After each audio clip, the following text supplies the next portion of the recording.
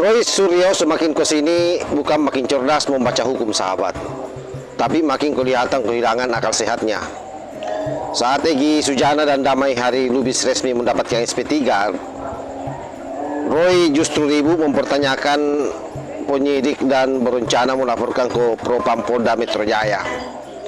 Padahal publik melihat dengan jelas bahwa yang satu bebas dari jerat hukum, yang satu lagi masih berjibaku menghantam narasi ijazah, yang saya kira justru sudah masuk ke tahap kejaksaan kali ini. Kita tinggal menunggu bagaimana P21 lalu kemudian kejaksaan melakukan penahanan.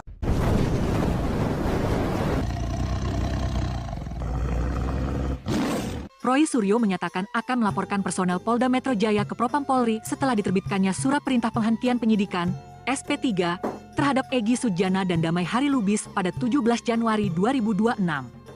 Dengan terbitnya SP3 tersebut, Egy Sujana dan Damai Hari Lubis tidak lagi berstatus sebagai tersangka dalam kasus dugaan pencemaran nama baik terkait isu ijazah Presiden ke-7 RI Joko Widodo. Roy menilai penerbitan SP3 tersebut tidak sah karena tidak disertai penjelasan pertimbangan hukum yang jelas terkait pencabutan status tersangka.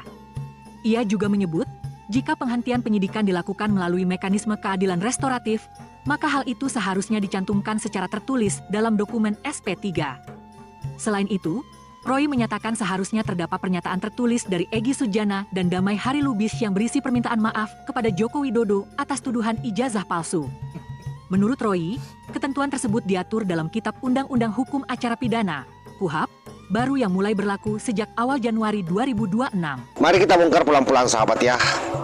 Pertama, SP3 itu saya kira kita harus sepakat bahwa itu bukanlah sulap. SP3 adalah merupakan keputusan hukum yang berbasis hasil penyidikan, kecukupan alat bukti dan terpenuhinya unsur pidana. Egy Sujana dan Damai Hari Lubis lolos dari uji hukum dan saya kira itu dianggap selesai. Artinya tidak ada kewajiban hukum bagi penyidik untuk menuruti selera Roy Panci CS. Kedua, justru reaksi Roy Panci ini justru memperlihatkan sesuatu yang saya kira sangat manusiawi ya. Itu juga harus dimaklumi. Artinya dia iri dan panik. Bayangkan posisinya. Egy Sujana SP3 bebas, bahkan bisa keluar negeri dan bahkan mengendarai mobil mewah hari ini, itu pun dinyinyiri oleh Roy Suryo.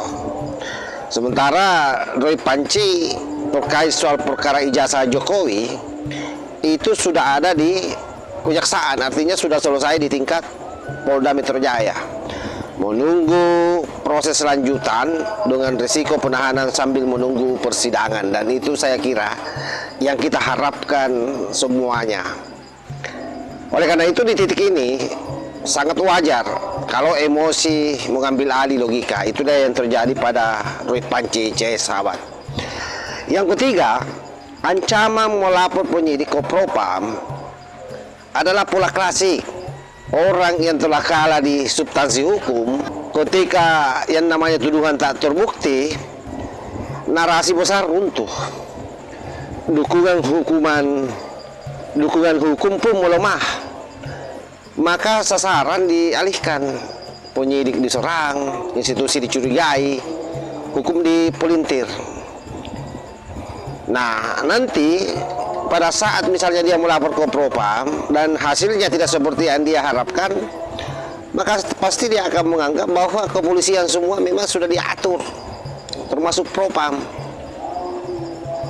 Padahal akademisi hukum berkali-kali menegaskan, Propam bukan alat untuk membatalkan SP3 yang sah secara hukum. Propam itu kan tugasnya menguji etik dan prosedur. Artinya bukan menyelamatkan pihak yang gagal membuktikan tuduhan pidana sendiri.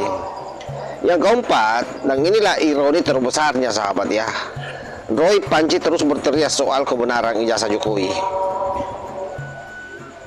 Namun saat masuk ke tahap pembuktian hukum, yang terjadi justru dirinya sendiri makin dekat ke meja hijau. Oleh sebab itu ini bukan soal idealisme, ini soal konsekuensi hukum dan tudingan yang saya kira sampai hari ini kita tidak pernah melihat buktinya yang begitu kuat. Jadi betul-betul apa yang dilakukan oleh Roy Suryo ini adalah merupakan pola klasik gerakan politik yang dibalut seolah-olah tindakan hukum. Oleh sebab itu, Roy Suryo hari ini betul-betul terlihat bukan sedang memperjuangkan keadilan, melainkan tidak siap menerima kenyataan hukum, sahabat.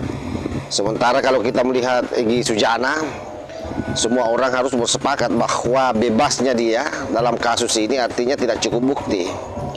Dan Roy Suryo terancam karena memang kasusnya cukup bukti untuk bisa lanjut. Apalagi semua orang tahu bagaimana Egy Sujana dengan kebesaran hatinya ketemu dengan Pak Jokowi, dan Pak Jokowi juga dengan kebesaran hatinya menerima Egy Sujana. Lahirlah restoratif justice yang kemudian ditindaklanjuti oleh mereka dengan SP3. Karena itu kalau melapor ke Propam, saya kira boleh saja. Artinya kau pun berisi di media, tidak ada masalah, silahkan. Tapi satu hal yang tak bisa dihindari bahwa hukum itu tidak peduli pada iri hati. Itu dia hanya peduli pada yang namanya bukti, sahabat. Dan saya melihat sejauh ini bukti itu tidak akan pernah berpihak ke Roy Panji CS, karena memang pada prinsipnya bukti-bukti yang dia kumpulkan hanya dikumpulkan di pinggir jalan. Bayangkan saja ada orang yang begitu nekat menuduh ijazahnya palsu orang, sementara ijazah asli tidak pernah dia lihat.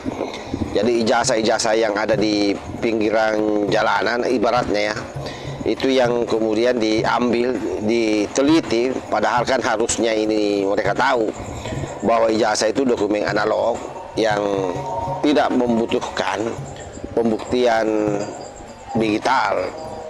Kalaupun misalnya hal itu dibutuhkan, ya saya kira ada lembaga negara. Sudah benar apa yang ditempuh oleh Polda Metro Jaya dengan adanya hasil uji lapor forensik ya. Dan hari ini jelas sekali bahwa ijazah Pak Jokowi otentik ataupun identik. Nah, sementara UGM sendiri kan sudah mengeluarkan berkali-kali pernyataan, sahabat, bahwa ijazah Pak Jokowi benar adanya. Itu dikeluarkan oleh UGM pada tahun 1985. Oleh sebab itu, apapun dalih daripada Roy Panji CS, saya kira memang tidak akan bisa selamat dalam proses peradilan nanti di pengadilan, sahabat. Artinya seluruh upaya yang dilakukan hari ini, percayalah bahwa itu hanya premingan politik, itu hanya upaya menggiring opini secara terus-menerus, memborbardir otak masyarakat agar mereka ragu bahwa memang ijazah Pak Jokowi benar-benar palsu. Itulah yang menjadi target mereka.